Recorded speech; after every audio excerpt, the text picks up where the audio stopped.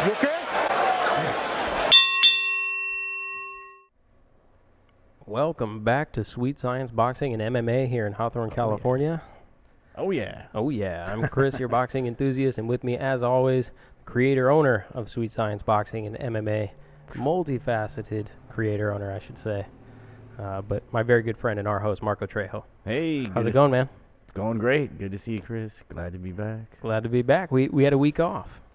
Yeah, we did. We were at the Southern California State Championship, which that kind of sounds weird because Southern California is not a state, but it's still considered a state tournament, state championship. But it brings boxers. We've talked about it before. It brings boxers from all over the country, and actually there was a team from Sheffield, England, over there as well. Oh, really? Yeah. Team all the way from Sheffield. All the way from Sheffield. Welcome.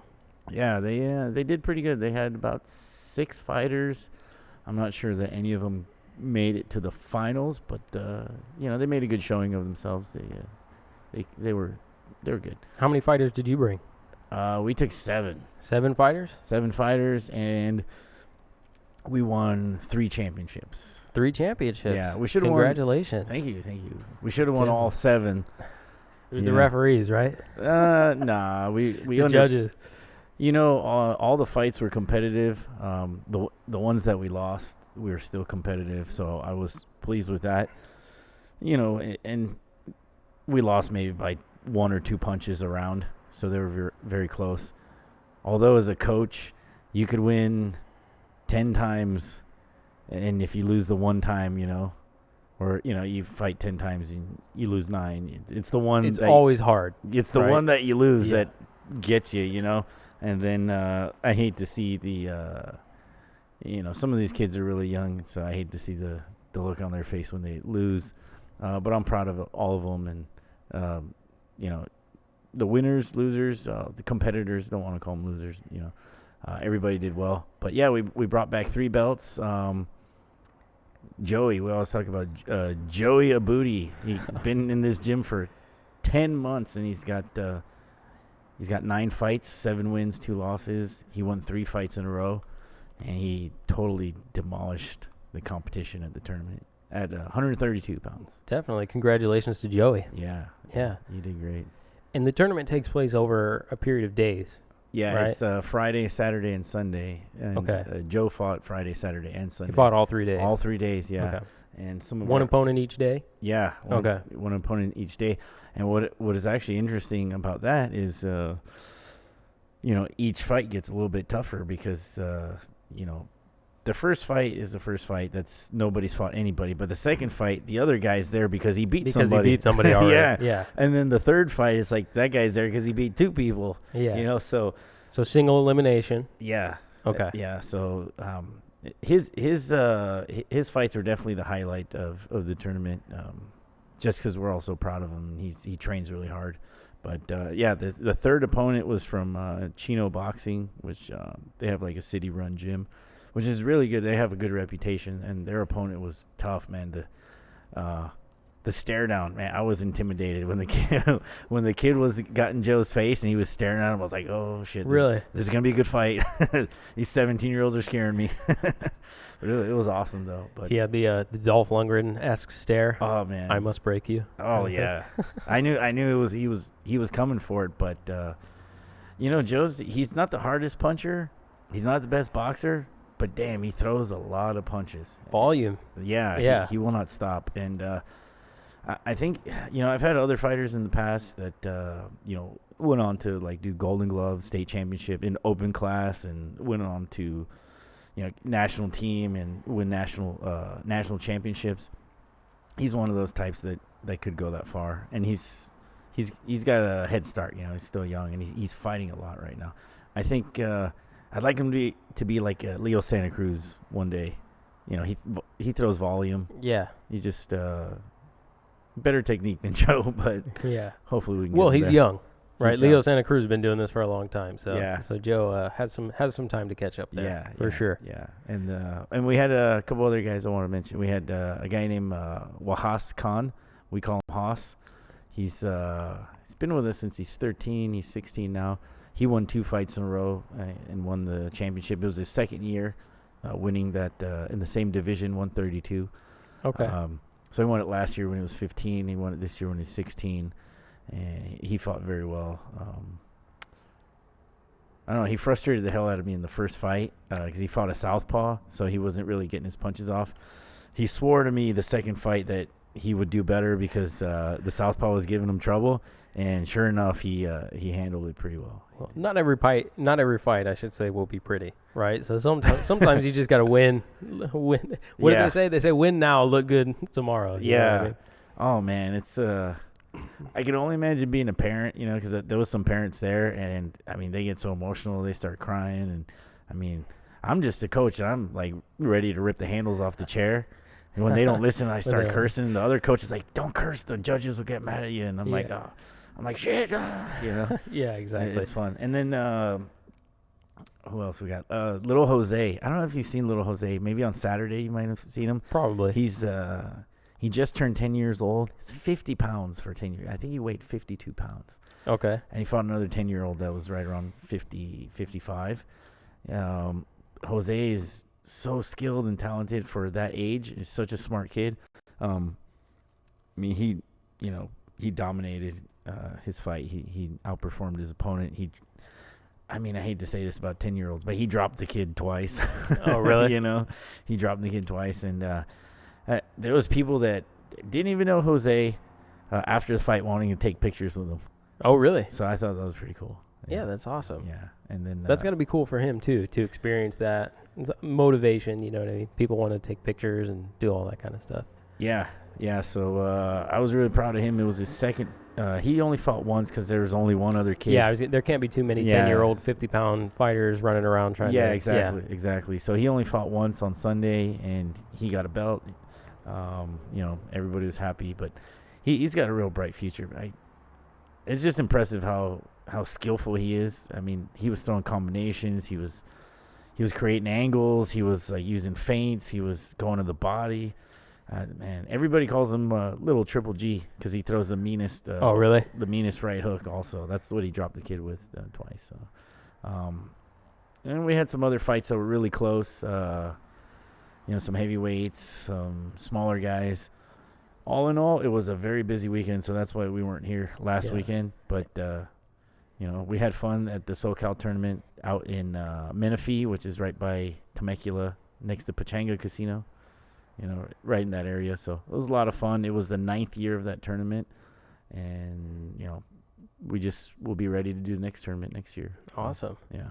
Well, congratulations to all the fighters and to you, Coach. We're happy to take a week off to support. And I'm glad that you guys were able to go out there and pick up a couple straps, bring them back. You know what I mean? I see you've got a few hanging on the walls here, too. Yeah, we got a few, but I want more. But, a bunch of guys, they have the belts, and they keep them. So I'm like, give me your belts. But I always tell them, okay, after the next belt you win, then give me that belt, Yeah, exactly. Don't be greedy. No, yeah, exactly. You see professional fighters, even to this day, walk to the ring with every belt they ever won. Oh, yeah. Ever. Yeah, they need 5 people to carry all the belts they won throughout their career. Yeah, they need their mother's brother's cousin. Yeah, exactly. They're all walking out with their belts. So yeah, well, that's kind of the way it's gone. I read a bunch of stuff about how nobody should get belts. Some of the old time fighters and older coaches say, "Oh, no, nobody deserves belts." But I mean, boxing's our own thing. That's our trophy. Yeah, so I'm okay. Why with not? it, What's wrong with giving a belt? Yeah. I'd have to hear the rationale about why nobody should get a belt. Yeah, I mean, I don't quite understand. I kind of understand if it's on a high level, and then because I guess it kind of devalues it if you're giving belts away in small amateur tournaments. But not exactly a small amateur tournament, though. Yeah. I mean, it depends on your perspective, but for me, it's just another trophy for the kids, and it's something for them to be proud of, And a trophy's nice, but a belt's even. I mean, you should win something, right? Yeah. So why not a belt? I don't understand. You should win a trophy, a ribbon, a medal, whatever it is. You should win it. No, I'm okay with the belts. I like them. I like them. Yeah, I could see. No, like I said, we need more. Definitely. But so we missed 1 week, so we do have some catching up to do in terms of fights and things that happened. You want to start with some of the fights that occurred last week?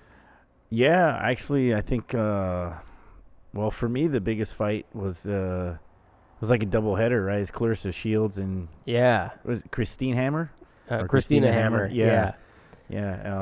So 2 champions in the same weight class, right? Or kind of close, really close. Middleweight champions. So Clarissa Shields was going for the IBF and WBA title, and on the same card, Christina Hammer was WBC and WBO title fight. So Clarissa Shields had to get off the deck on this one. Yeah, that's what was crazy. She got dropped, man. She did. I think that's in the first round. Yeah, she got dropped in the first round. Well, if anybody gets dropped, usually when they're that high quality of a boxer, it's usually like in the first round or second round. It's like, what do you call it, flash knockdown? Yeah, they get stunned, you know. But yeah, that was surprising, and a lot of respect to her opponent because she definitely brought it. And I mean, her opponent really wasn't an opponent, right? She's Hannah Gabriels, champion too, right? Yeah. So I think that I was surprised that she was floored, and I think that fight was more competitive than people perhaps expected it to be because obviously I think what's going on there is they're trying to set up the showdown, right? Yeah, they're trying to set up Hammer and Shields going at each other sometime in the near future for the undisputed championship. And I think coming out of that, you know, there's a little bit of vulnerability there that I think makes viewers look at it and go, maybe Christina's got a chance at this, you know? Yeah, so it's kind of, I mean, it's kind of better for selling the fight, I think. That's true. Maybe more for the European audience because Hammer's from, I don't know where she's from, like Poland or something. Yeah, but I think any time that you can sort of create that equal sort of balance. Fights have a way of doing that no matter how out of shape they are going to be. They have a way of the media and people shaping it to make it seem like it will be competitive, even when at the beginning you know it won't be. Yeah, of course. You know what I mean? It's been a lot of fights like that. Like the Mayweather-McGregor thing, you know what I mean? Like where at the start everyone says it's ridiculous, and by the end everyone's like, he's got a chance. Dude. No, he didn't. The Rigondeaux-Lomachenko fight on paper. On paper, you're like, those 2 of the greatest amateurs ever. And then once it happened, it was complete mismatch. It was a complete mismatch. I will say in that case, there were people, legit boxing insiders, who thought Rigondeaux had a chance there. I personally didn't. I did. You did? I didn't. I thought his movement would give Loma some trouble, but he didn't use any of it. I guess Lomachenko's movement kind of negated the Rigondeaux's movement, kind of canceled it out. Well, he didn't throw any punches, and I know he blamed that. He broke his wrist, or he claimed he hurt his hand, but you certainly can't see where that would have taken place. I didn't see him land one punch. So, but anyways, the thing about Shields going down, like you said, it does make her look vulnerable, and I mean, there's a couple other fighters that are kind of waiting in the wings to get a shot at her. Sure. And I gotta imagine that really like raised their eyebrows and that made them think like, man, I really got it. Maybe I do have a shot, or I can beat her, you know? Yeah. So, so that's really interesting. The other thing is, we saw that video where she was sparring Cyborg. Yeah. Cyborg was doing really good against her. So now I'm like, and Cyborg just mentioned that she wanted to get into boxing, right? She mentioned the wanting the super fight with Brackhouse, right? Yeah. Yeah. So she wants Cecilia Brackhouse. So now I'm like, you know what? Cyborg probably can get down in the boxing ring. I mean, that'd be a smart move. So, yeah, she's been training in boxing for outside of MMA. I mean, for some time. I think though. Yeah, so I think. But yeah, she called out Cecilia Brackhouse on Twitter, I think, a few weeks back. Yeah, so it's weird that just from that one knockdown of Shields, all those implications, kind of come up. I mean, I think it happens a lot, though. The same thing with Jorge Linares and Lomachenko. Lomachenko coming out of that fight, even though he won and was decisively winning pretty much every round except the one that he went down, the knockdown makes him look vulnerable, I think, to other opponents, particularly bigger guys. If you're Mikey Garcia, you're like, if Jorge Linares can do it, then I can do it. I just saw like fan poll the other day that said, I think it was like 60-40 that Mikey Garcia will beat Lomachenko, and that's probably based on that knockdown and on the size. I'm sure it's based on the knockdown because you're like, man, that dude's power is way more than So I think the knockdowns just have a way of equalizing fighters. Yeah. So what do they call that? Like kink in the armor?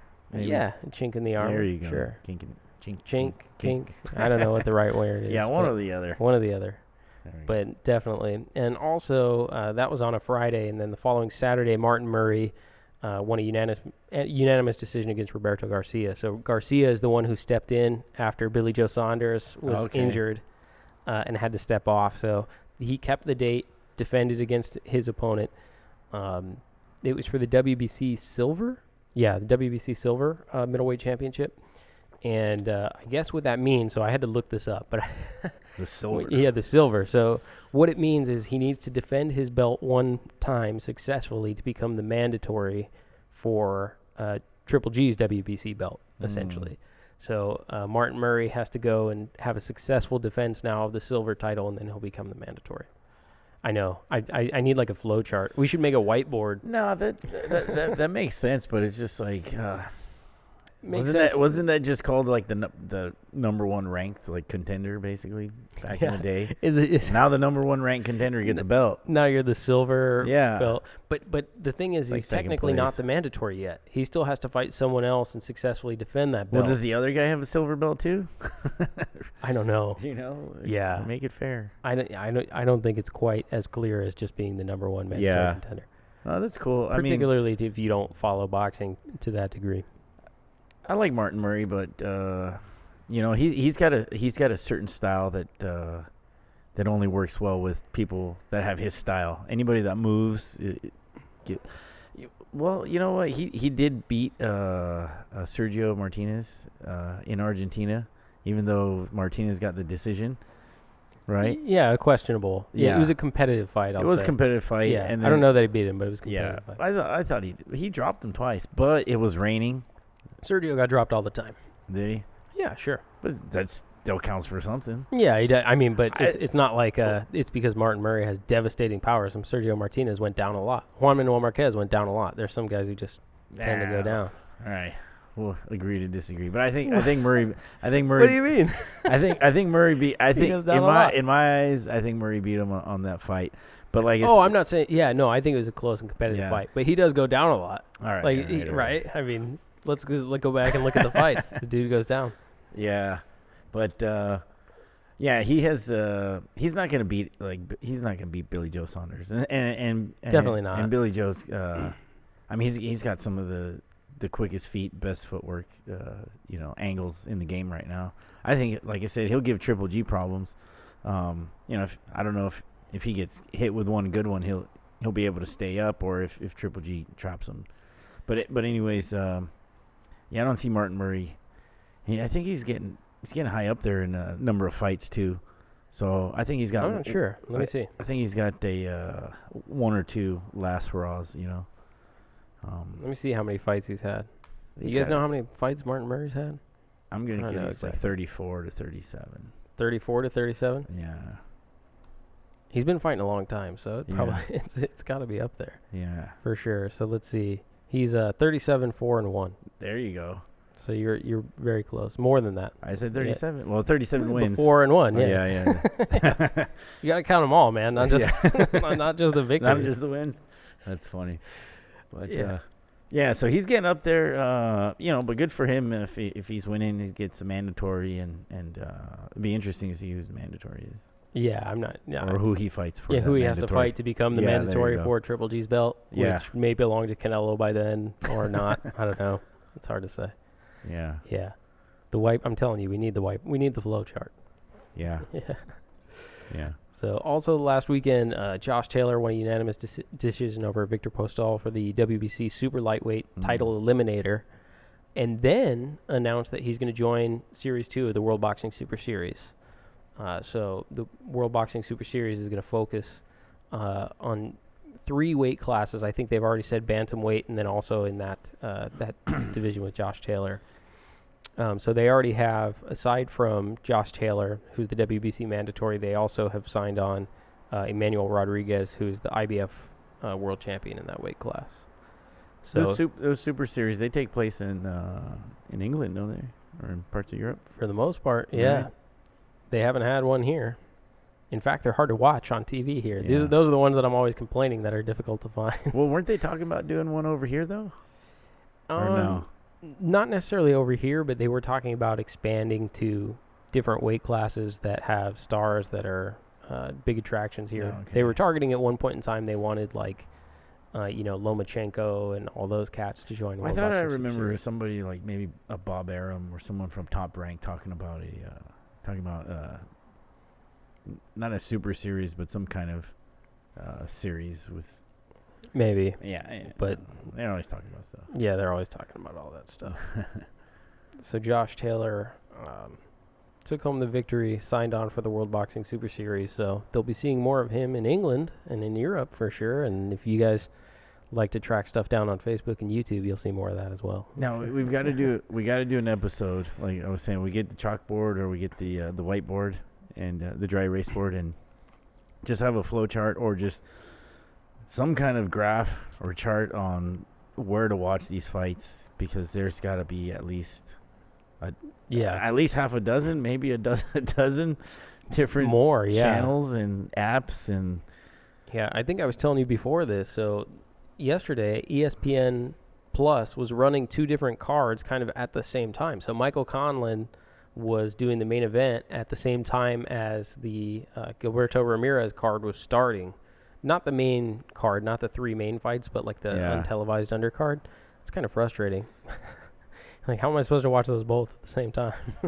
well, it's on the same. It's They on were the both same on app. ESPN Plus, yeah. Wow. So it was the same So you app. got to choose one or the other. So, yeah. Well, I mean, I watched one on my phone and one. Oh man. Well, I guess that's why you're the host. Yeah, exactly. That's hilarious. But yeah, I mean, somebody get with it at ESPN. You know, I mean, I guess they figure people don't care enough, because I mean, we're talking about the main event on one card running at the same time as like what would be considered the untelevised undercard, but it matters to me. Like, I like to follow it, so it gets kind of frustrating. yeah, maybe, but you know, these fighters have value, and you're talking about someone like Conlan, who's an Olympian. He's famous for flipping off the judges. For the judges, yeah. Yeah, did they rob him of the gold medal, basically? It wasn't even the gold medal match. It wasn't No. He was robbed before that, and then he's basically one of the main reasons that there was the investigation for Aiba. The Aiba investigation. Yeah, the Michael Conlan fight. Yeah, so I mean, to me, he's he's not the biggest attraction in boxing, but he's an important prospect to watch. There's, he's a pretty big attraction, though. Yeah, I mean, exactly. he's only had 8 professional fights. He's sold out the theater at Madison Square Garden 2 times. I was about to say, oh, he's as big as McGregor, but he's not like McGregor, but he's definitely not that. He's got that Irish fan base, which is huge. He's walked to the ring with McGregor before. Yeah. Or McGregor has accompanied him to the ring, I think. Yeah, so I mean, if you're the promoter, who's his promoter? I'm wondering if it's Top Rank also, because Top Rank's working with ESPN. So if I was Top Rank, I'd be pissed. I'd be like, let me see if I can see who his promoter is. But I mean, you got to get the logistics figured out so your fighters get airtime and they're not competing against your other fighters. Yeah, I assume, because, like you said, it was on ESPN, so it seems like it would be a Top Rank bout, but. No, he doesn't have a registered promoter on here. Yeah, so. I mean that's annoying, definitely for the fans. There's already some. I mean, you already got to go look in so many different places to find these fights. So it's that untelevised undercard was good last night, man. Yeah. Okay. So let's talk about that. So you were watching ESPN app. Conlan fought. Conlan won a unanimous decision. And he was fighting overseas. So the main event for his fight was sometime in the afternoon, because he was fighting overseas.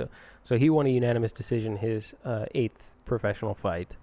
And so he'll be moving on from that.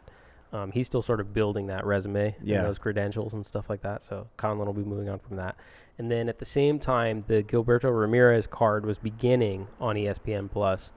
Is that in Oklahoma? Yeah, it was in Oklahoma. Is that because of is Terrence Crawford making Oklahoma no a big draw now for boxing? No, it was That's funny. Yeah, I'm not, but it was in Oklahoma. That's funny. Yeah, but so that was the Gilberto. Oh no, Ramirez. he's from Omaha, Nebraska. Was it in Omaha? No, but Terrence Crawford's from. I was gonna say no. I think the fight was in Oklahoma. Okay, but yeah, yeah, Terrence never Crawford might be from Omaha. Yeah, my bad. I don't mean to confuse those two. Sorry, guys from Oklahoma Yeah, exactly. and Nebraska. Yeah. But so at the same time, they started running what is like the untelevised, I guess, undercard for Gilberto Ramirez. So a couple things I saw on that card, some of which I wasn't expecting. So the first thing I thought was interesting. We didn't talk about this, but so Mike Alvarado was on the untelevised undercard. Was it his like comeback fight? I think Comeback, yeah. I think we talked about that before. His comeback fight, yeah. So how did that go? Did you see that? I did watch it. Yeah, so he TKO'd Martin Martinez. It was stopped because of a cut after 9 rounds. It was a 10-round fight. Oh. Stopped because of a cut. But he's 37. I was just going to say, how old is Mike? Yeah, he's 37. His age is showing a little bit. Mile High Mike Alvarado still has some. I mean, he was bruised and also had some cuts and stuff like that. When doesn't he cut, though? That's true. But he had some swelling, some cuts, trying to make his comeback at the age of 37. But this isn't the fight where you look and go, yeah, he's ready. He's ready for the big time again. I'm 37. Yeah, but I mean, I don't want to make a comeback. Mike Alvarado, by his own admission, has done some hard living. You know what I mean? Yeah. So he's making a comeback because, I mean, he's battled with alcohol and drug abuse and things like that. I never knew that about him. Oh, yeah. Arrests, bar fights. There was I think it was when he fought. Geez, I can't remember which fight it was, but as he was walking to the ring, you could see visible cuts on his face, and there was like a rumor that he had been in a bar fight weeks before and was like hit with a bottle and all this different stuff. I don't know if that's true. That was just a rumor. But he, by his own admission, has said that he struggled with drugs and alcohol and all that kind of stuff. Oh, wow. So he's trying clean living, training, focusing on his body, trying to get back into shape. And this was one of those comeback fights for Mike Alvarado. And he won. It just wasn't a decisive victory, and it's against an opponent who really isn't the caliber of an opponent that you would expect for someone like Mike Alvarado, who's a former world champion who's been in against Hall of Fame boxers multiple times. Oh, yeah. And he's just got some mileage on him. You know what I mean? Yeah. He's got the wars and the beatdown by Brandon Rios, and then Marquez kind of, that was a tough fight for him. Provodnikov, that was a tough. He's got a lot of miles. Yeah. Well, he has that style that's perfect for Brandon Rios. Those are the two type of fighters. They just go at each other nonstop. They're just fighting in a phone booth. So Definitely. Yeah, that wears on you. I mean, you can't fight like that all the time. So, especially people like Brandon Rios, Juan Marquez, Ruslan Provodnikov. Like those are Oh yeah, it's heavy hitters. Yeah. And I was at the Marquez fight. It was at the Forum. Yeah.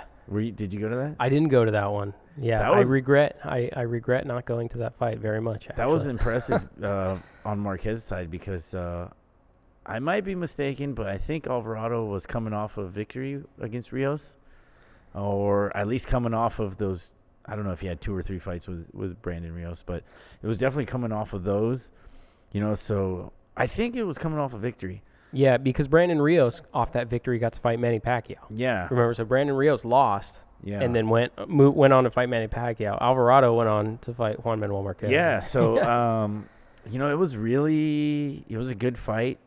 It was competitive for about 4 rounds, and then Marquez started kind of picking his shots and picking Alvarado apart, and then I think Marquez went down once. Yeah, right. Yeah, so it was a good. It was. See, I told you he goes down all the time. Yeah, yeah, he does. He goes down early. He goes down a lot, man. Yeah, he does. He does.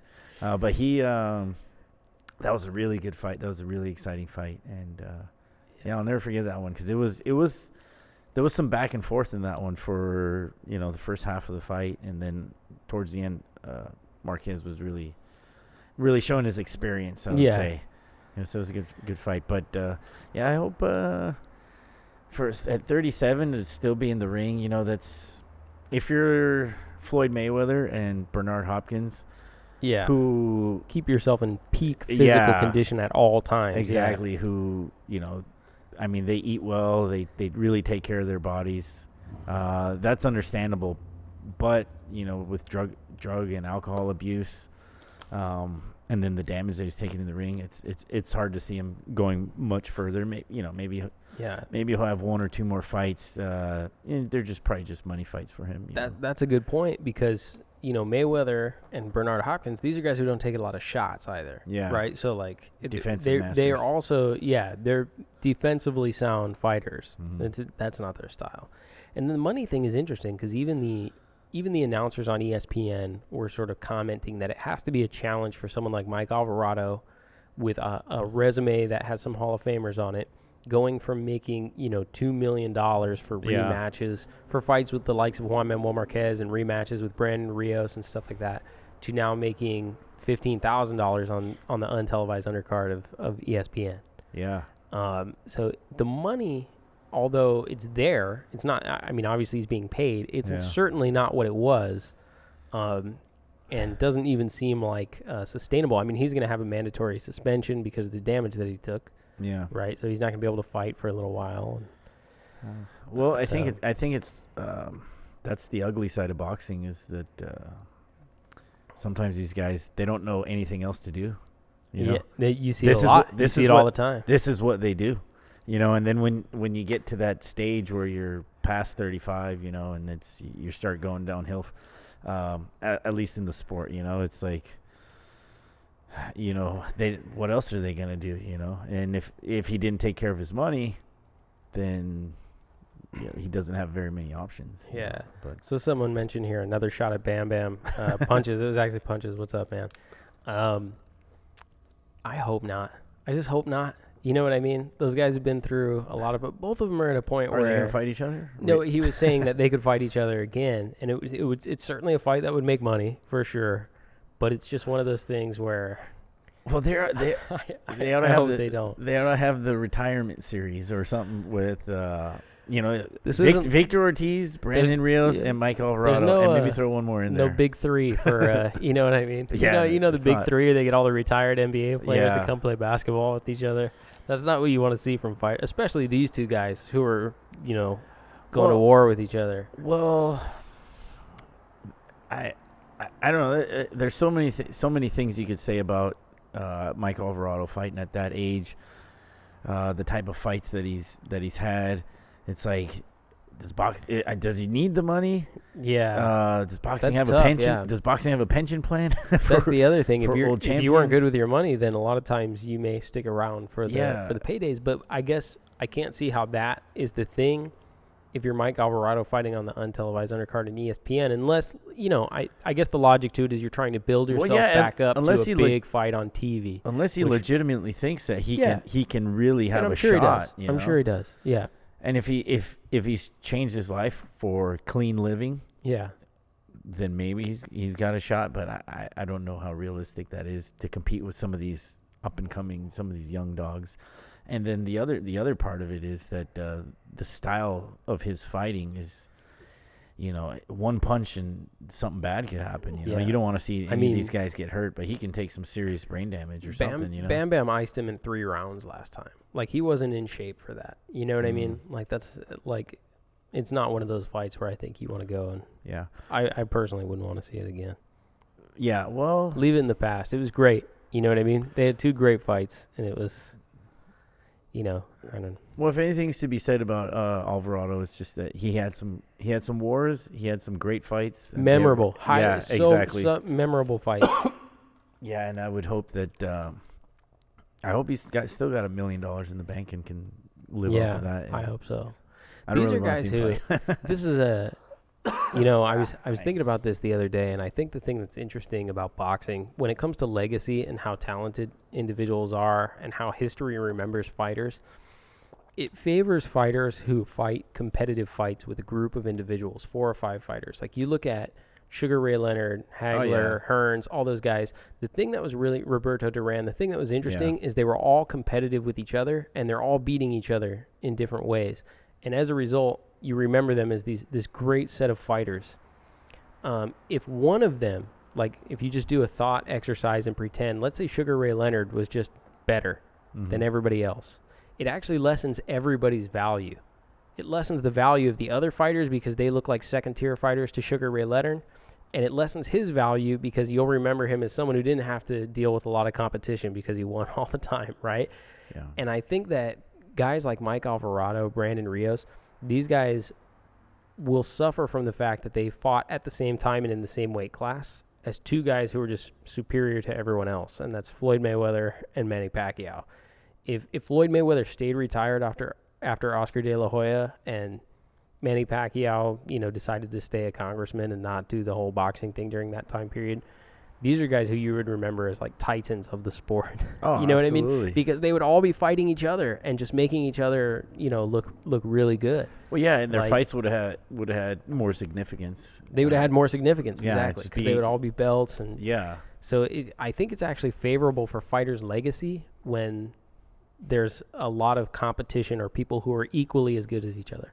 What it really takes is a lot of people who are as good as each other, not one person who's like way better. Well, I think that was the biggest issue with Roy Jones' career. A lot of people, well, I don't know what a lot of people say, but the thing with Roy Jones is a lot of critics say that he was just so good. He didn't have that much competition, and because of that, he was never really pushed or tested against anybody. And then so a lot of people kind of discredit he really wasn't that good. But the other argument is that he was that good. There was just nobody there. Yeah, exactly. Well, so he didn't have them. He didn't have his Duran to Leonard or his Hagler to Hearns or Hearns to that's the to thing. Duran. His legacy suffers from the fact that there weren't a bunch of people who were as good as Roy Jones Jr. Yeah, exactly. Now that doesn't mean that he wasn't good. Like if Sugar Ray Leonard had just been better, just a little bit, just better than everybody else, Hagler, Hearns, and he beat them all. Yeah. Right. If there weren't competitive, like if Roberto Duran never beat him, he beat everybody. Right. You would remember that era completely differently. Those guys would all be second-rate fighters, and Sugar Ray would be someone who never had any competition. You know what I mean? Of course, yeah. It's unfortunate because it happens to people like, Floyd Mayweather and like Roy Jones Jr. Yeah. Where you look back at their career and you're like, they were so much better than everyone. It didn't count. Yeah. You know what I mean? Like, yeah, it kind of takes away from how good they really were. You know, because you're like maybe they would have whipped those other guys too. You don't know, right? Like the point is that they were just way better than everybody else. Yeah. Like so. Yeah. Well then, the thing is, boxing is an entertainment sport. Yeah. It's for the purists. We like the technicality of it, but at the end of it, everybody likes to be entertained, and everybody wants a close match and with a lot of drama, back and forth, competitive. So that's kind of what that I guess that's what keeps the fighters in people's memories. Or exactly. Just in high regard. Yeah, when you think of all the greatest sort of eras in boxing, it's always the same thing. It's a group of 4 or 5 guys who are all equally as good as each other. Who this guy beats him, but he loses to him, and it's like these weird triangles where they're all your Ali, Frazier, Foreman, kind of like you know what I mean, like that mix up. You have all these guys all beating each other. So. Anyways, what are we talking about? What else happened on the Zurdo fight? That's a good point. We were getting somewhere else. So we went off on Mike Alvarado. Also on that card was Trey Morrison. Tommy Morrison's son, Trey Morrison, the Duke. The Duke. You know why he has that name? By the way? Yeah, he's John Wayne was like his uncle or something. Yeah, he's related to John Wayne, so they call him the Duke. So Trey Morrison, so his son fought on the untelevised undercard. And he fought a guy. I wrote his name down because I'm going to give this guy some props. Byron Pauly. Okay, so Byron Pauly is a cat who's like 280 pounds, and he's about a foot shorter than Tyson Fury. So he's a heavy dude. He certainly does not appear to be in any shape, and he had a really interesting record that was like something like 30 wins and 22 losses or something like Fury's that. next opponent. He had like a Rocky Balboa type record. You know what I mean? Like the 30 wins, 22 losses. Wow. And the guy gets dropped like 5 times over 3 rounds. And here's the thing that was interesting. If you guys get a chance, okay, check this fight out. I found it interesting for a number of reasons. So Byron Pauly, number one, the ESPN announcers are clowning. From the second the guy walks into the ring, they're like clowning him before he takes his shirt off and saying things about what he's going to look like when he takes his shirt off. Oh man, that's the one dude gives 100. He's like, I'll give 100-1 odds that he doesn't make it out of the first round. Trey Morrison was 14-0 coming into this fight with 14 KOs, so he's knocked out everybody he's ever faced. Wow. That's not because of boxing skill, which will become evident when you actually watch the fight. But he, so they're clowning on him from the beginning. He does get dropped, but he makes it out of the first round. The dude gets dropped 5 times over a period of like 3 rounds, but he keeps getting up. And it gets to the point where the fans start to just cheer, the loudest that you'll hear them cheer, except for one other fight that evening, which is a Fight of the Year candidate.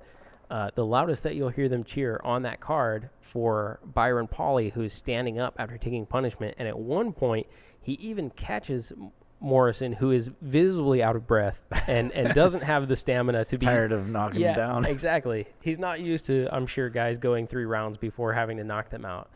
And he even catches him with a few shots that make you think, oh, he's going to change it. He's going to get it. So he ends up being knocked out. But I think it was a highly entertaining fight. And if not for the fact that a Fight of the Year candidate took place just shortly thereafter, which we'll talk about that in a minute, I think it would have been the most entertaining fight of the evening. Watching Byron Pauly get off the canvas 5 times to fight the Duke's son. Well, that does sound like a Rocky story. Yeah, it's like a Rocky story. That's only crazy. he lost by knockout really badly, but he lost. He didn't make the distance. He didn't go the distance. No, he didn't go the distance.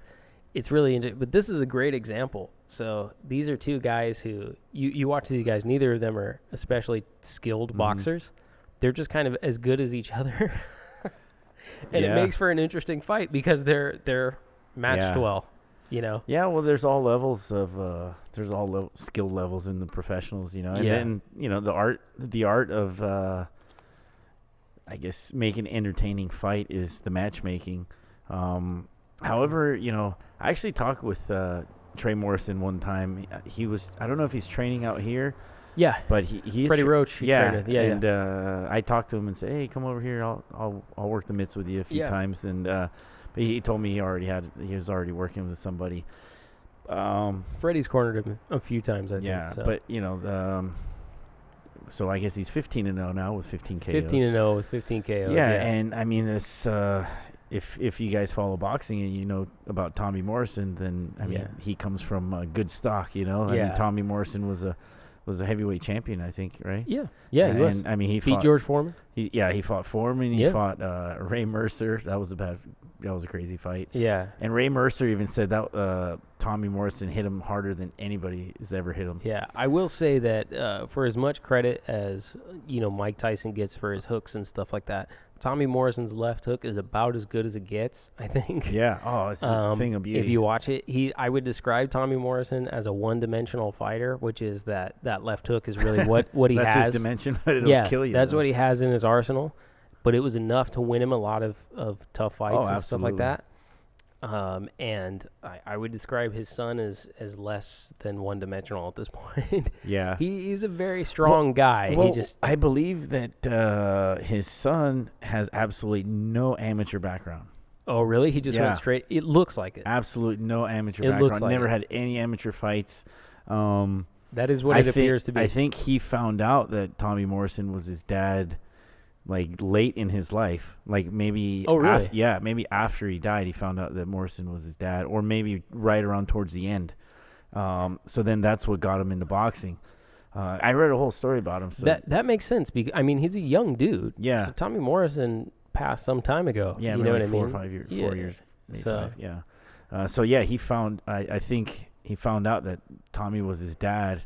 Maybe after he died. I mean, you can correct me if I'm wrong, but I'm gonna have to look that up. Yeah, I'm not sure. So it's actually the first time I've seen him fight in action, not just highlights. Yeah, I actually watched the fight. But he is strong, super strong. Yeah, he is strong. So he's got that same DNA, where he's just built. He's just a country farm boy that's like picking up hay bales. Yeah, he's all super day strong. long. But the stamina is not exactly there. The foot movement, the head movement, the footwork, those kind of things are lacking, and it's one of those things where sure he's 14-0, but you can see from the fight with Byron Pauly where that 14 came from. Yeah, right. That came from, of course. And yeah. But I mean, he's certainly not ready to compete at the highest level. No, not at all. I mean, and he's got the name, and in boxing you could sell that name. Yeah. Like a Chavez Jr. Yeah. And yeah. Chavez Jr. is okay. Chavez Jr. though. won some fights. He's okay. won Yeah, some he's fights. better. He's better, but Yeah. he also didn't have any amateur fights either. And I will say Chavez Jr. he's also, Straight to the pros. basically not a multifaceted fighter. Yeah. He really only has the power to rely on. Chavez Jr. Okay. I mean, Yeah, well, so similar. yeah. Chavez Jr. is not like, doesn't have great defense or footwork, head, any of that stuff. He doesn't have, and it's most evident. You watch him fight Canelo, he just basically stands But there. what's amazing though is that you get guys like these where they come from good stock, where their fathers were champions at one time, were former champions, and they totally bypass. They can totally bypass the amateur background and the amateur experience just by getting in the ring early and having about 20 to 25 fights in the pros, and that's where they get their experience, and they it's kind of natural. Yeah. It's kind of natural. I think with Chavez, he's got Chavez Senior to teach him. So that helps out. Unfortunately, with Trey Morrison, he doesn't have pops around to teach him, but if working with Freddie, if he's got Freddie, Freddie, he's definitely going to learn. So if you're a trainer and if you're a fighter, being a Morrison's not a bad thing as far as like starting out, as a fresh mold, or like clay. That's something you can mold, Yeah. And like you said, it's a marketable name. So as a promoter, it's something where if you can build the record, if you can get the victories, absolutely, you can bring in the money. Yeah. I mean, can you imagine if he gets to a certain level where he can sell out stadiums, and here you go, the son of the Duke, Tommy Morrison's son, fighting for the heavyweight title. You think they get tired of that? So if you're Julio Cesar Chavez Jr. or if you're Trey Morrison, do you think that there's a point where they're just like, I'm Trey Morrison. I'm not Tommy Morrison's son. And I'm not like, I'm Julio Cesar Chavez Jr. It depends on if your dad was shitty or not. But I think it's either a source of pride or you're just living in the shadow. Yeah, it's like either Creed. It's either a sourse of pride or don't call me baby Creed. Yeah, or it just kind of irritates the hell out of you. Yeah. I'm curious about that actually. Yeah, absolutely. That's a really good question. Well, I mean, there's the thing with like Michael Jordan's kid played basketball, and that had to be the biggest shoes to ever fill. I'm sure. So you're Michael Jordan's kid? Does that mean you're the next greatest basketball player of all time? And that's got to be tough. I don't even think he played in the pros. No. Okay. Hope he's not listening. No. So the last fight from that undercard, from the untelevised undercard, was of course Mikaeyla Meyer. So Southern California native Mikaeyla Meyer, in her professional, what is it, fifth professional fight? Sixth. It was her sixth professional fight. Won a unanimous decision, scored a knockdown, didn't close it out though, went the distance. She knocked her down once or twice? I thought I saw two once for knockdowns. sure. Oh, yeah. okay. The first knockdown was a pretty devastating knock. Like it was a so solid shot. The one I saw, yeah. Solid shot, yeah. She completely spun around, went down. I'm surprised she got back up, but yeah, she did, and they went the distance. So yeah, I'm surprised that the girl was able to go to the distance. I don't know if that says more about her skill level or Mikaeyla's just not being able to put her away. But I mean, the other fighter, like I said, I looked her up. She was a Canadian national champion, so I mean, she has some amateur background. So what they probably did, 6 rounds? Yeah, 6 rounds. So I mean, that's a good feat for her to go 6 rounds with Mikaeyla. But Sheena Kane. Yeah, so we'll see. We'll see what's next for Mikaeyla Meyer, because there's this Irish boxer, Katie Taylor, who throws some bombs, man. Yeah, I mean, she's shorter though. She came up during the broadcast on ESPN. They were talking about Mikaeyla is a good boxer, and she's starting to put her punches together. But from what I've seen, she doesn't. And not take anything away from her earlier opponents, but they weren't really high class, what I consider a high caliber. So she was putting them away pretty easy. Katie Taylor's just like, she's like she's like a mini Mike Tyson. She's short. She's got short arms, but she throws. I mean, when she pops those hooks, I mean they're coming with some force. So that's the big fight they're trying to build up, and I think they're already calling for that one next. I don't know if Mikaeyla's ready. I gotta watch both of them a little bit more, but it'll be entertaining. Yeah. And the talent pool in women's boxing isn't that huge yet. So maybe if they have a competitive fight, they can go back and forth 2 or 3 times. Yeah. But it is good to see that a lot of these names in women's boxing are floating around the same divisions right now. You know what I mean? So you have, Christina Hammer and you have Clarissa Shields. So you have all these people. Mikaeyla Meyer is floating around the same one as Katie Taylor. So it's kind of like, there's good matchups to be made. So even though there may not be an abundance of they're really good. There's a lot of good matchups to be made. But they're skilled. They're Olympians. Yeah, they're totally. Really skilled. Speaking of Olympian, I don't know if I ever told you we had a female boxer named Nicola Adams. Do you know who that is? I know the name, Nicola Adams. She was 2-time, I don't think 3-time, maybe 3-time Olympic gold medalist for Great Britain. Okay. And I think she fought at like 108 or 115, something like that. I don't know what the kg on that is, but so she was here. She did a photo shoot when it was International Women's Day. And, really? And Barbie was here. They brought a Barbie doll that was like they made it into a boxer. It was like the spitting image of Nicola Adams. Oh, cool. Yeah. So she's another good boxer to watch. So that's why I mentioned her.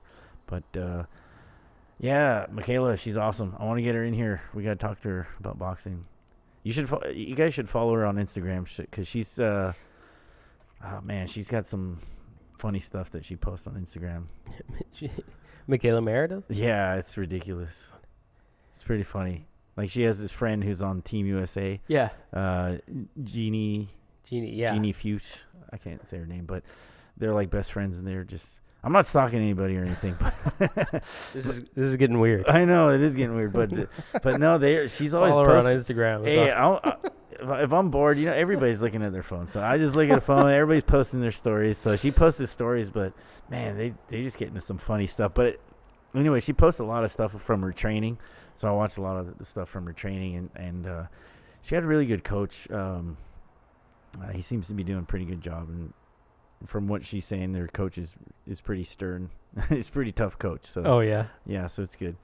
So I mean, she's gonna be ready for Katie Taylor for sure. But that's definitely a fight that I want to see. I think that'll be if you could put that together with Hammer and Shields like on the same card. Yeah, that'll be huge. That'd be great. And I challenge a promoter to go out there and take that kind of a risk. That's a good idea. To put like two co-main events. Main events, yeah. Yeah, the co-mains of the top female boxers. And if you really want to do something for female boxing, make that your main attraction.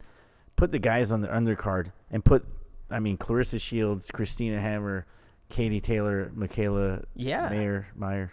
Yeah, Mikaeyla Meyer. Put those 4. And, you will sell out a stadium, and you will get some of the best boxing that we've seen in a long time. Because, those girls go at it. They can fight. They can box. Yeah. You can tell just from the footwork, the head move. Mikaeyla is, a fundamentally sound fighter. There are things that she can definitely work on, but most boxers do have things to work on. Yeah. Well, I've been hearing her name in Southern California since about 2010. Yeah. Yeah. 2010, she's from here, 2011, right? Yeah. Yeah.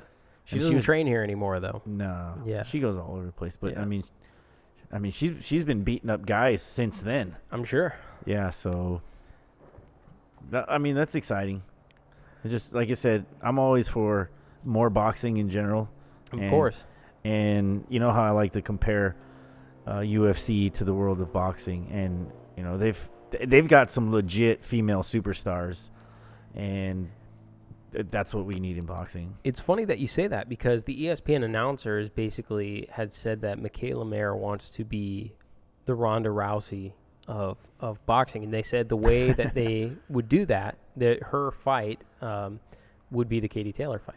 Yeah, that would be the way that she becomes sort of that iconic figure is by dominating in a performance like that in the same way that Ronda Rousey was able to do in the fight that got her to the UFC, the Miesha Tate fight, the first Miesha Tate fight. Yeah. And if Mikaeyla Meyer could overcome Katie Taylor in that fashion, that may put her over the top in terms of popularity and things like that. Huge, because I think they were commenting on that. Because Katie, I think she has the gold medal. She won a gold medal in the last Olympics, I think. So, and the funny thing about that is that the Irish coach, I met him. I forget what his name was, but I met him at an Olympic tournament a few years ago. He was the coach for Ireland for like 8 years, or maybe longer than that. And I think he actually boxed in the Olympics himself. And Team USA hired him away in 2015, 2016 to coach Team USA. So Mikaeyla was coached by basically Katie Taylor's coach. Yeah. In the last Olympics, so there's some of that crossover dynamic there, and there's a lot of interest in that fight just because of something like that. So we'll see what happens. But yeah, I mean those ESPN guys, they're they had it. They were on the mark. Yeah, exactly. Time. Yeah, exactly. And then so the main event on that card, I'm going to skip one real quick. The main event was a little bit less eventful. So Gilberto Ramirez won a lopsided unanimous decision. I say lopsided in the sense that the scorecards were like 120 for 119 for Gilberto Ramirez. But realistically, it was a little bit more competitive than that. I don't think he won every single round. There are rounds where the best shots and the majority of the damage, I think, were done by Alexes Angulo. But, I can see how he wasn't active enough to take away. I think down the stretch, Gilberto pulled away. Of course, that was for the WBO super middleweight title. He's looking to make an impression because he wants big fights with David Benavidez and George Groves and all the people in that division. However, it was overshadowed. The crowd actually booed most of that fight, even though Gilberto Ramirez, that's his hometown. I believe that he's in front of a hometown crowd. And they booed most of that fight. And the reason is because Alex Saucedo and Lenny Z had what is possibly a fight of the year candidate on the undercard. So they were spoiled. Yeah, it was the first fight, I think, on the undercard. Alex Saucedo brought an undefeated record, 27-0, and Lenny Z 37-2, I think he was, coming into this fight. And these guys, it ended by TKO, I think the 6th or 7th round, but it was a war of epic proportion. I mean, they were both bloodied. They were both cut. It was a fan-friendly fight in the sense that there was a lot of action. It's actually one for me it's one of those types of fights that sometimes towards the end is difficult to watch when you see the amount of punishment that both of these fighters are taking. But it was extremely competitive and just a high-action fight. Well, I saw they were busted up by the 4th round already. Oh, my goodness. Really? Yeah, I mean, if you look at and that all happens in a very short period of time, which is to say you look at the fighters kind of to start the 3rd, okay, and they're relatively clean. There's a knockdown in the 3rd round, so Alex Saucedo, I believe, scores a knockdown, or it might have been the other way around, actually. I have to, but either way, then there's sort of a return of fire, and by the end of the 4th round, they're both just, completely damaged. They're both cut. They're both swollen. And it goes on for another few rounds of these guys just in an epic war. And it's an entertaining fight. It's difficult. I mean, you care about the health of both of these fighters. Neither one of them look like they're in good shape. They both have cuts that are the types of cuts that aren't really being stopped in between rounds. What I mean by that is the cut man goes to work on them, but they come back out still bleeding. Mm-hmm. You know what I mean? So they're difficult cuts to deal with.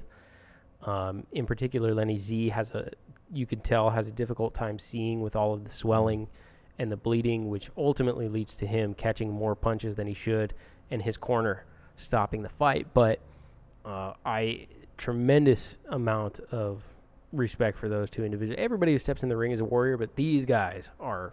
Yeah, they really showed. They really showed it, and it was a battle, similar to what you see in, a StubHub worthy battle. Yeah, is what I'll call it. Okay. A StubHub worthy battle for sure. Yeah. So that was right before the main event. I actually think that was the first televised fight. Okay. And then there was one fight after that, So that just got the crowd all wound up and all into the fight, and then here comes Zurdo here comes and Angulo. two other fights that just don't satisfy. It didn't live up to the earlier one. And it wasn't even a title fight. It was to become the mandatory for Maurice Hooker's title. They had a lot on the line then. Yeah, so Maurice Hooker just picked up that title a few weeks ago. He went across the pond and won. That was to become the mandatory for that. And then the second fight was I butcher his name every time I try and say it. Conceição, I think is what it is. But he's the guy who beat Lomachenko. I'll take that back. He scored a decision over Lomachenko in the 2013 World Championships or something like that. So he's like one of 3 people in the world who've ever beat Vasil Lomachenko, and I use that term loosely because it was a decision that many people disagree with. I haven't actually seen the fight, but a decision that many people disagree with. And so he dropped his opponent 5 times or something like that, and eventually scored a knockout. But the first fight was so exciting that despite the fact that he dropped his opponent 5 times, it was silent. There was zero excitement coming from the crowd because it was just like a one-sided, the guy gets knocked down again, then eventually. That type of fight will kind of not take the wind out of your sails, but it kind of just leaves you breathless after, for anything else. Yeah. I mean, it's hard to kind of live up to that. Yeah. So I think the crowd was, like you said, spoiled. Yeah. Definitely. Those types of fights too, it's hard to. And not that you have a favorite, but it's like you hate to see one guy lose because they both put it out there. They both put it on the line. And, I totally agree. Right? You hate to see either guy lose. Yeah, they both deserve a tremendous amount of respect. They both get a trophy for that performance. They should. Everyone should get a belt. Everybody gets a belt. Everybody gets a belt. They should get the belt. Yeah, but real quickly, I want to go back to the Ramirez Angulo. Yeah. Ramirez, not Alfredo Angulo fight. Yeah, not Alfredo Angulo. No, but Ramirez Angulo. And I saw some of the highlights from there. And like I said, I've been in a lot of Zurdo's training camps, and I know his trainers very well, and I've seen a lot of his sparring. I've talked to some people in the know and some experts. They think he can be one of the best 168, if not the best. But I disagree, just based on what I've seen from sparring, and then what I've seen in this last fight. He was getting really short. He doesn't fight completely sacrifices his height. He doesn't fight to his advantage as a tall person, and that's something that somebody like Benavidez is just going to eat up all day, is take advantage of that. Any of the other guys are going to take advantage of that. He does use his uppercuts because he has reach. His uppercuts can get you from far away, but and then he does set up some good traps. But I don't think that's going to work against championship level high caliber guys. And then the other thing is that his trainer, the guy he does mitts with, is. And this is why I don't like training anybody that's over, let's say 5'10" or 5'11". Yep. Because if I'm shorter than them, say they're 6'2", 6'3", I can only reach so high with the mitts. I'm normally going to keep them down here like shoulder level. That's why I like working with the guys that are like 5'7", 5'8", 130, 140. That's perfect. But if I'm shorter than the guy and I'm doing mitts, I can teach them on the bag. But mitt work is really good for timing and combinations and just kind of getting the concept of the combination and then getting your counters in there. So it's really good for that. But if you're shorter, it's going to build up that habit of bringing your hands down or punching down. And then that's what I saw him doing. And that's when he got caught, too. He got caught, and he was keeping his hand low. And he was totally short. He went from 6'4" to 5'8". Yeah. I would say a couple things. I definitely agree, and there's a few reasons why. One is based on this performance, you don't look at it and think he's going to do extremely well against David Benavidez, right? You look at this last fight, and what you see is him getting timed relatively easily by his opponent. And one thing you say, he can throw the uppercut from far away. He's kind of tall. It was to his detriment. He's throwing the uppercut from too far away, exposing himself and getting timed with right hands again and again and again. He, down the stretch, was able to take the fight away from Angulo because he started to use the jab a little bit more and keep the distance, work at the right distance. But early on, he kept reverting to this inside fighting style that he was losing, in my opinion. So he's basically going in, shrinking up way more than you see most tall fighters shrink. It's not just, he's not only hunched over, he's like leaning down, right? He's sacrificing so much height and so much advantage in terms of reach and things like that, that they're fighting inside and he's actually losing exchanges because he's not landing the cleaner punches. He's throwing punches from too far away. And you'll hear even the ESPN announcer saying that he's losing the inside battle. He's losing the battle at mid-range. He's winning when he's using that height and stuff like that. And it takes him rounds to actually get into that, place where he's working at the optimal range. But even then, he's not standing up straight and fighting behind the jab and doing things like that. He's still crouched down. So I don't look at it and think, based off of that performance, you're ready to compete with George Groves or with David Benavides. Or if you are those guys, George Groves and David Benavides, and you want to unify, you probably look at that fight and go, So you're chomping at the bit. Yeah, I'm sure. You're like, I could pick up that belt. No problem. As much as I like him as a person and his trainers, that's going to be a problem if he continues to fight like that. I don't see him holding on to his belt or being, at the top of that weight class for very long. If I was training him, I would focus on keeping that distance and then working angles from that distance, and that's about it. If the guy is hurt, then maybe you can get in a little bit closer.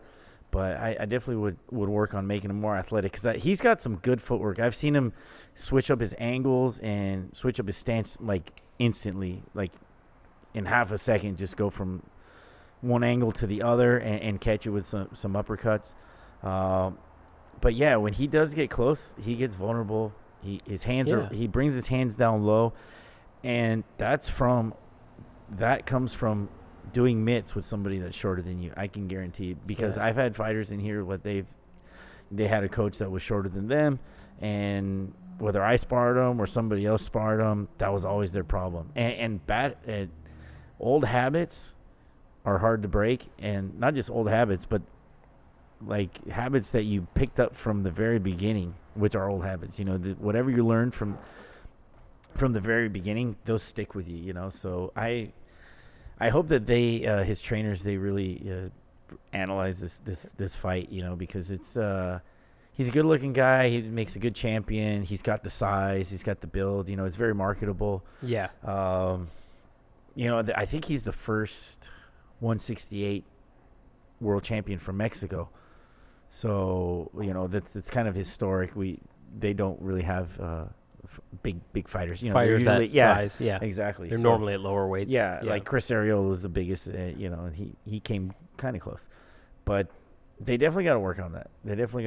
Because it's that's gonna bite them big time. So a question came up that I think you have an answer for. I think we've actually discussed this before, which is the question was, what about Mark Braylon, which is the trainer for Deontay Wilder, who's obviously much shorter than Deontay Wilder. So how do they avoid the pitfall of working with mitts and doing things like that? Unless they have somebody else holding mitts. They could, potentially. I also think that a lot of times you see like the mitts on sticks. Yeah. You know what I mean? I've got mitts on sticks, but you can't be as dynamic. You can't be as fast with them. You can't be as creative. It's nice, but all you can do is keep it real basic and just work on the fundamentals. With the mitts on your hands, you're just as fast as you can be with them throwing punches, So yeah, and I'll say part of it is actually the way that you're catching, right? I mean, just because you can catch mitts for taller people, it doesn't mean that you can't catch mitts for taller people. But if you treat them like they're a shorter fighter, they'll become a shorter fighter, right? So a lot of it has to do with, I think, like you said, you don't like catching mitts for taller fighters, but that's probably because you're doing it right? So what I mean by that is it's harder to catch punches inside and use your weight and shift and things like that if you're having to extend your arms and do things like that, right? So I think part of it is just the way that you catch, and what you're saying, or some of what you're saying is, if you catch for Gilberto Ramirez the same way that you catch for someone who's your height, then you're doing a disservice to him in training. Right? Yeah, well, he has to get down a little bit shorter. He's punching downward. When you punch downward, you expose your chin, right? When you punch, you want to have it at least shoulder to chin level, so your shoulder's up, and then when you bring your hand back, it comes right back to your chin. But if you're throwing at some guy who's holding mitts and he's shorter, when you throw down, now your shoulder's down and you're exposing your chin. And then every time you bring your hand back, it comes back here. It comes back at your chest level instead of your shoulder to chin. And that's what I saw. He got caught. He got caught with a pretty good shot after he threw a right. He brought his hand back like right down his chest a few times. And the guy came back with like a left hook right over top. So. And I think a really good example of this actually is Emmanuel Stewart when he took over training for Vladimir Klitschko, right? Which is to say that Emmanuel Stewart basically said, here's the line, right? There's an imaginary line that runs from your knee straight up, and your chin under no circumstances should ever cross that line, right? So the imaginary line runs from here up here, and your head should never, at your height, your head should never cross this threshold. And that was sort of the rule that was established for training, that what you need to work on is never letting your head cross that imaginary line, because then you'll never be exposing your chin. Right.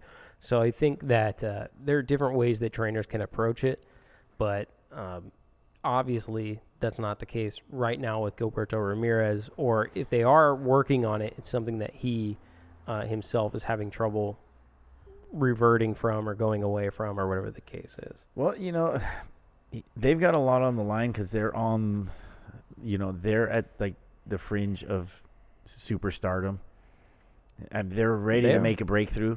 He's one or two fights away from and beating, Benavidez or Groves or any of those other guys, or collecting some other belts. That puts them in the $1 million per fight category. Right now, I know they're not making, I think they're making somewhere around like 250, maybe 500 per fight. And obviously, the goal in boxing and with any team, you put all these years of work is to get that $1 million payday, multiple $1 million paydays. And they better fix that, because the Benavidez and these other guys, and Groves is he's a slick boxer. I mean, I think he moves pretty good. So we'll see. I'd like to see Zurdo keep his belts, because then he can. But he's got to work on some things, and that's evident in this fight. Because then he can call his trainer can call me up, and I can bring some sparring partners, and then I can watch more sparring and make comments here. Exactly. They're not going to let you in anymore. Maybe. They're like, this guy's not welcome. Yeah. Shit. I'll tell him fix your shit. You guys are going to get knocked out. But anyways, that's all I got to say about that. That's my assessment on that situation. Yeah. So I think, speaking of Deontay Wilder, one of the last things I'd like to go over this evening is a few weeks ago we reported that there was a verbal agreement, or not necessarily an informal agreement between Deontay Wilder and Anthony Joshua, with the particulars about the venue and the specific date and things like that needing to be worked out. It does appear that fight is off. Both sides, or both camps, obviously have things to say about the opposing camp and what or whose fault it is that this particular fight is off. Well, even before they had that verbal agreement, I was already hearing, and you might have heard, that they were going to fight Povetkin anyways. Well, what had happened, and this is true, Povetkin is a mandatory for the belt, and they were allowing time for negotiations to take place with Deontay Wilder. So there was the thought that basically there could be an exception if negotiations were to go quickly, or if negotiations were to be closed within an acceptable amount of time. What's happened since then is they've said no more, right? So we need a date for the Povetkin fight, or you're going to be stripped of the belt, right? And at that point now, It's Anthony Joshua is going to have to make the fight with Povetkin in order to keep his belt, and the negotiations with Deontay Wilder have essentially fallen through. Deontay Wilder has since come out and said, everything I ever offered you is off the table at this point. Is that Wilder said that? Yeah. So Deontay Wilder, originally, Eddie Hearn had said, show us a $50 million guarantee and we'll sign the next day. Well, you know what's funny about that? I don't think Wilder's in that position to offer terms, you know? Yeah, that's true. I don't think he has the upper hand in the bargaining. That's going to be one of my questions here, because essentially Eddie Hearn had said, show us the $50 million guarantee and we'll sign tomorrow. So Deontay Wilder made the $50 million guarantee. He then agreed to a fixed rate, flat fee, something like $15 million for the fight. He agreed to fight in the UK, all according to Deontay Wilder. So he gave him the guarantee. He gave him and he's since gone ahead and said, I gave them everything they wanted. They still didn't sign. Everything is off the table. And if they ever want to fight me, it's 50-50 for going forward, right? The only terms that he'll accept are 50-50. Now, obviously, he's coming from a place where he's upset. He's not, from what I gather, based on the reports I've read from like the exclusive interview he gave to Boxing News and some of these other sites, he's not blaming Anthony Joshua. He feels as though Anthony Joshua wants the fight, that they spoke, but that Anthony Joshua does not have control of his camp, and that Eddie Hearn and Matchroom Boxing and DAZN and all these other entities that are involved have essentially shut that down as not a good move for Anthony Joshua. So he is now saying, all my guarantees are off the table, and if we're going to negotiate in the future, it's going to be 50-50, which I think severely, or it basically means it's a non-starter. There's no way Anthony Joshua's camp is going to agree to 50-50. No, there's no way, but that at least gives them a starting point. And then even though, you know, I think Joshua has the upper hand in negotiating because he has more belts, because he has the Matchroom and then DAZN. Yeah. So he has more pull as far as negotiating. That's a good position for Wilder to take, because it's timing. You know, these guys want to do the fight because it's the biggest fight they can put together. Plus Eddie Hearn it's the biggest fight in boxing, except for Triple G and Canelo. Plus Eddie Hearn just made that deal, right? So he's got to deliver big fights, and what a better way to start the deal with those guys, to start basically all his fights with the biggest one, right? The first one is going to be the biggest one. So it's timing. I think they just need a little bit more time to cook it, a little bit more time to get all the particulars in order. Povetkin's not a dangerous opponent. I've seen him get just manhandled by Klitschko, just destroyed. He's a two-time PED world champion. Yeah, he said that. Yeah, what's PED again? Performance enhancing drugs. That's right. Yeah, he's popped a bunch of times. Is he not? Wasn't Teddy Atlas training him at some point? I don't recall. I think Teddy Atlas was training him, and one of the reasons Teddy stopped training him was because he just kept because he got popped with the performance enhancing drugs. Also, I think Teddy was saying that he doesn't train very hard either. And this was when Povetkin was more of a prospect rather than, a champion contender. But, we got fireworks over here. Fireworks, yep. Yeah. But, I think it's a little bit of a money, they sell out whatever stadium. They get their pay-per-views where they get their pay-per-views. They make a little bit of money. It's like a rest stop before the main destination. Yeah. And I think I don't know what the best like weather season is over there. Sure. But I gotta imagine it's sometime in spring. So I don't imagine these guys wanted to do a fight this year. It's gonna mark my words, it's going to happen before summer 2019. I think it's going to happen. Yeah, I hope it does. And I think that, Deontay Wilder is going to have to back off this position of the mandatory 50-50 going forward. But it's hard. As a boxing fan, you don't know who to believe because you have, Eddie Hearn comes out and says, hey, we gave him a contract 9 days ago and we haven't heard anything. believe What any else of can I them. do? Right? And Deontay Wilder comes out and says, oh, it's Eddie Hearn doing all this different stuff. So yeah, I wouldn't believe any of either side. Either side. It's they're a both negotiation. They're both they're at fault, posturing. right? They're both posturing. Yeah, That's all they're doing. And the thing is that, if Wilder comes in and says, "Oh, I'll do it for 35," then he's going to get offered even less. Yeah. So he's going to like 50. He's gotta go yeah, to he's 50. like 50-50 or screw you guys. Yeah. So this way he gets, this is the school of Triple G negotiation. Yeah, so this way, Okay, 45. Yeah, and then it falls, something. And then you get 43.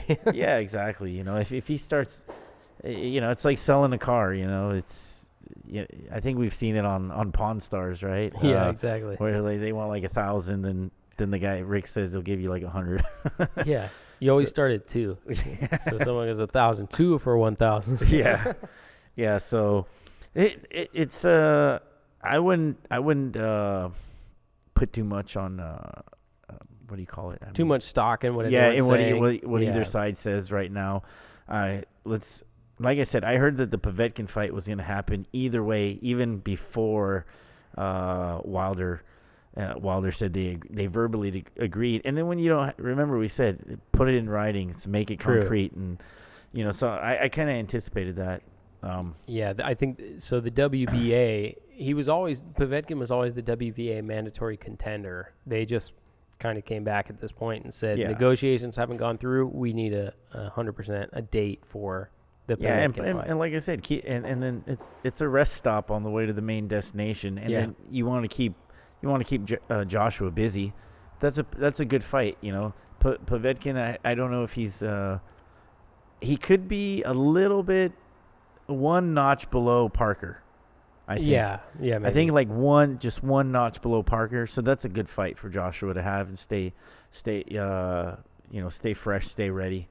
And the important thing is what's Wilder going to do is he's going to have to get an opponent or get a fight, and not that he's not going to stay relevant, but to stay active, to stay sharp, and to stay in the mind of the fans and to stay in the mind of Eddie Hearn and Joshua. Yeah, I think he needs to put something together. Someone we talked about before, Dominic Breazeale, right? Yeah. Yeah. So I think that'll be the. And didn't he say that he had a guaranteed fight? Also, he posted something a few months ago. Remember? Yeah, that's right. And he kind of let the cat out of the bag, right? Before he was supposed to, So as far as we know, all this stuff was already set in stone. Yeah. Way before, and a long time ago. Yeah, this is all build up. Yeah, and the whole them having a verbal agreement and then falling out, it could just be a bunch of BS just to kind of play with the fans a little bit. Yep. Boxing. It's to get the money up, huh? To get our expectations, to do all the build up. Yeah, well, I think the book on promotion's been written many times. Yeah, exactly. so none of this. They know what they're doing. This isn't by accident. Yeah, exactly. Yeah. So hopefully that fight will be made in the very near future, next year, first half of next year. I think so. I hope so. Absolutely. Cool. Well, that catches us up on 2 weekends worth of boxing events. All right. We did our solid 1 hour of therapy. We did. Boxing therapy. We did. Yeah. Awesome. And congratulations to everybody who went to the SoCal. Not even just necessarily one, but congratulations to everybody who went to the SoCal. Absolutely. But particularly, congratulations to you, Coach, and everybody who picked up a belt. Thank you. So my shout-outs to you guys. Oh, thank you. Much appreciated. I'll let the guys know. Definitely. What do you mean let them know? You guys better be watching. Yeah. They actually they do watch. Yeah, they do okay. watch. I was going to say, Coach. All right. What do you got tonight?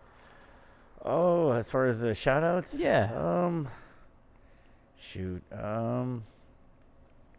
Well, kind of change the tone a little bit. I want to give a shout-out to Marcus Gonzalez. He was one of my first students when he was 12 years old. He passed away last week in a motorcycle accident. He was 20 years old when he passed, and there was his funeral was yesterday, and it was it was tough to see. It was tough to see his mom and his family and his brothers and sisters, crying and grieving in their loss. So I just want to give, I guess, my condolences to the family, and thank you for letting me teach your son some boxing when he was young. I remember. I was teaching him when he was 12, and then his mom came to me. I only taught him for about a year or two, but I had known the mom for many years. And then when Marcus was 14, his mom told me, "Hey, he got in a fight at a soccer game." I'm like, "Oh, really? What happened?" She said, "Well, he knocked the kid out, and now I have to pay for the dental." Oh, man. And I was like, You "What?" taught him well. Yeah, and I was like, "Well, what do you do?" And she's like, "He did the 1, 2, 3 you taught him." I was like, Yeah. "Oh," I was like, "It worked." And she said, "He connected all his punches." So I mean, that was that was kind of a weird, interesting memory. But I feel very honored and privileged to have known such a nice young man. And like I said, my condolences to the family for Marcus Gonzalez. Definitely. I'm sorry for your loss, and condolences to the family. And, I'm sure that, they appreciate it. So, Yeah. Well, I have, I've taught a lot of kids over the years, and it's just, you see them grow up, and you don't think any of them are gonna pass, or especially when they're a lot younger than you. But it really is an honor to be able to teach, to teach boxing, and yeah.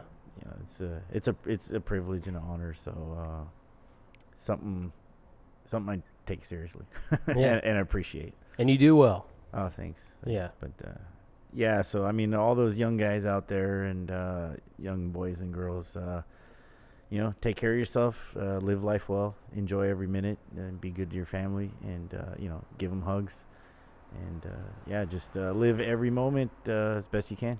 As best you can. Good way to put it. Thanks, Coach. Yeah, no problem. All right. Well, that's it for Beat the Count this week. I'll be back next week. Coach, you're out next week, right? Yeah, I think we're gonna have Stacks. He was our guest 2 weeks ago. Yeah. We're gonna have Anthony Stacks Saldana back.